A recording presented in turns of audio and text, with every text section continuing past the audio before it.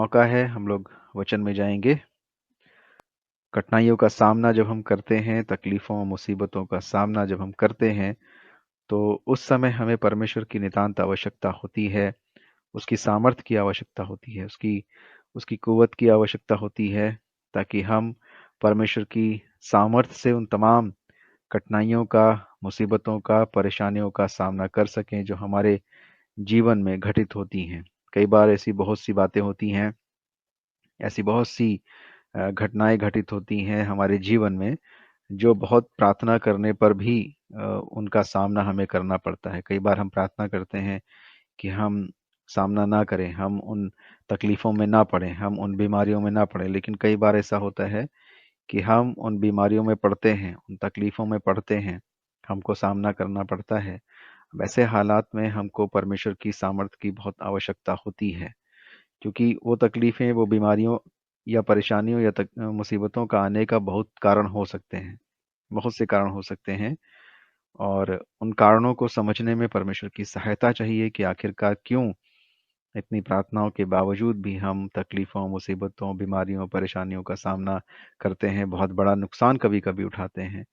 और जब हम परमेश्वर के सामने जाते हैं अपने प्रश्नों को लेकर, अपनी उन तमाम बातों को लेकर कि आखिरकार क्यों आपने पिता परमेश्वर हमें इन परिस्थितियों में, इन तकलीफों में, इन मुसीबतों में, इन दुखों में पड़ने दिया, तो परमेश्वर हमें उन तमाम बातों का जवाब देते हैं।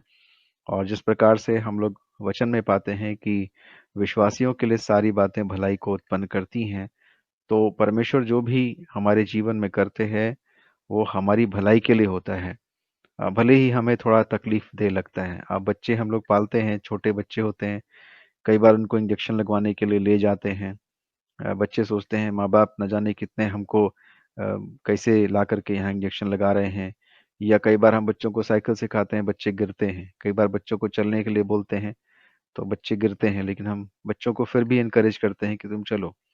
कई बार बच्चों को स्कूल ले जाते हैं हम, बच्चे रोते हैं, बहुत जोर से हमको पकड़ लेते हैं, लेकिन फिर भी हम स्कूल में डालने जाते हैं। क्यों? क्योंकि हम उनकी भलाई चाहते हैं कि वो पढ़े लिखेंगे, अपने पैरों पे खड़े होंगे। ठीक इसी प्रकार से हम नहीं जानते कि हमें इस दुनिया में इतनी तकलीफें, मुसीबतें सहने के बाद हमें किन चीज़ों का सामना करना पड़ेगा और इनका उपयोग हम कैसे आगे अपने जीवन में कर पाएंगे। क्योंकि हमारा जीवन सिर्फ इस पृथ्वी तक सीमित नहीं है।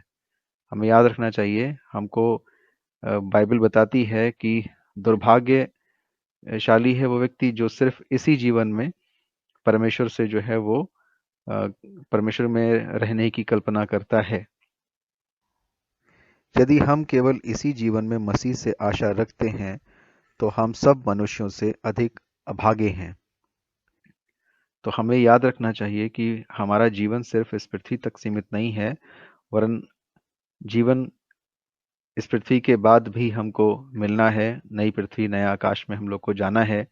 और हो सकता है कि इन तमाम मुसीबतों, परेशानियों, तकलीफों से जूझ कर, बीमारियों से जूझ कर जब हम वहां पर जाएंगे, तो हो सकता है इसका उपयोग कर सकें। जिस प्रकार से हम साइकिल सीखते समय बहुत बार गिरते हैं और चोट लगती है, कई बार बहुत झुंझलाहट आती है कि क्यों क्यों सीख रहे हैं, क्या सीख रहे हैं। लेकिन जब एक बार साइकिल सीख जाते हैं, तो बड़ा मज़ा आने लगता है। फिर उसकी उपयोगिता पता लग जाती है कि हम कितनी आराम से, कितनी जल्दी से सामान लेने चले जाते हैं, खुश होते हैं कि हम साइकिल चला पा रहे हैं।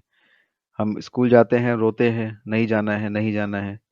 लेकिन जब जाते हैं, वहाँ पर पास होते हैं, जब हम लोग स्कूल की शिक्षा को ख़त्म करके जब जॉब को प्राप्त करते हैं, तो हमको लगता है कि हाँ, हमने, भले ही हम मना कर रहे थे, दुखी हो रहे थे, लेकिन उसकी उपयोगिता जो है हमें अब नज़र आ रही है। ठीक इसी प्रकार से इस संसार में हम हताश, हमें परमेश्वर नहीं होने देता, निराश नहीं होने देता, क्योंकि हमारे जीवन में जो भी ये ट्रायल्स, ये टेम्पटेशन, परेशानी है, मुसीबतें, दिक्कतें आ रही हैं, इसकी उपयोगिता जो है हो सकता है हमें यहाँ से जाने के बाद समझ में आएगी कि क्यों आखिरकार परमेश्वर ने इतनी बुरी परिस्थितियों में इंसानों को रहने दिया, तकलीफों में, मुसीबतों में जूझने जूझने के लिए छोड़ा है परमेश्वर ने, है ना? सब लोग कहते हैं भाई परमेश्वर के हाथ में तो सब कुछ है, लेकिन परमेश्वर क्यों फिर मनुष्यों को तकलीफों में डाल देता है, परेशानियों में डाल देता है। तो हमें अभी शायद इस बात की उपयोगिता ना हो, जैसे एक बच्चे को नहीं समझ में आता है कि माँ बाप क्यों आखिरकार ठेल ठेल के मुझे स्कूल भेज रहे हैं,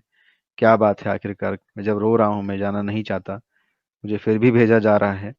तो उसकी उपयोगिता, स्कूल की उपयोगिता जो है वो माँ बाप को पता लगती है, बच्चे को उस एज में पता नहीं लगती। ठीक इसी प्रकार से हमारे साथ भी है कि जब हम इस पृथ्वी पर हैं तो हो सकता है हमें इन मुसीबतों, इन तकलीफों के आगे का पता ना हो, क्योंकि एक वचन आप पढ़ेंगे तो वहाँ पाएंगे लिखा है कि जो बातें हमारे सामने आने वाली हैं, उनके सामने ये दुख और तकलीफें कुछ भी नहीं है, क्योंकि मैं समझता हूँ कि इस समय के दुख और क्लेश उस महिमा के सामने जो हम पर प्रकट होने वाली है कुछ भी नहीं है।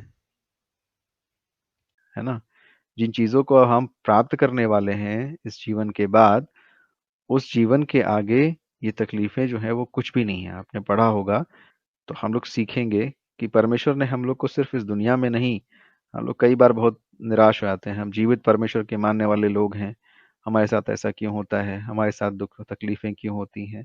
बहुत बार हम इस बात की चिंता में जो है वो फंस जाते हैं, और कई बार हम परमेश्वर से भी थोड़ी थोड़ी दूरी बनाना प्रारंभ कर देते हैं और संसार से मित्रता गांठना शुरू कर देते हैं।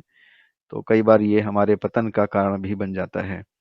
तो हमें याद रखना है कि जब भी हम मुसीबतों तकलीफों में फंसते हैं, हमारी हमको और परमेश्वर के नज़दीक में चले जाना है, हमें और उसके साथ लिपट जाना है, ताकि हमारी जो सहायता है, हमारी जो पीड़ा है वो उसके साथ दूर हो सके। जिस प्रकार से माँ बच्चे जो हैं तकलीफ में माँ बाप के साथ बने रहते हैं, माँ बाप को छोड़ते नहीं हैं। आप बीमारी में देखिए तो बच्चे जो हैं ज़्यादातर मम्मी पापा के पास रहते हैं, वो उनको ना कोई खिलौना चाहिए, ना कुछ चाहिए, उनको सिर्फ माँ बाप चाहिए। ठीक इसी प्रकार से हमारा भी एटीट्यूड, स्वभाव ऐसा हो जाए, हम आत्मा के लोग हैं, आत्मा से पैदा हैं, परमेश्वर से पैदा हैं, तो हम उसी के पास जाएंगे क्योंकि वो हमारा पिता है। तो हमें ये सब चीज़ों का ध्यान रखते हुए परमेश्वर में अपनी यात्रा को जो है वो चलता रहना है, उसमें बढ़ते रहना है, और हर एक उस बात से हमारे जीवन को परमेश्वर से कहना है, बचा के रखिए जो बात परमेश्वर को ग्रहण योग्य नहीं है।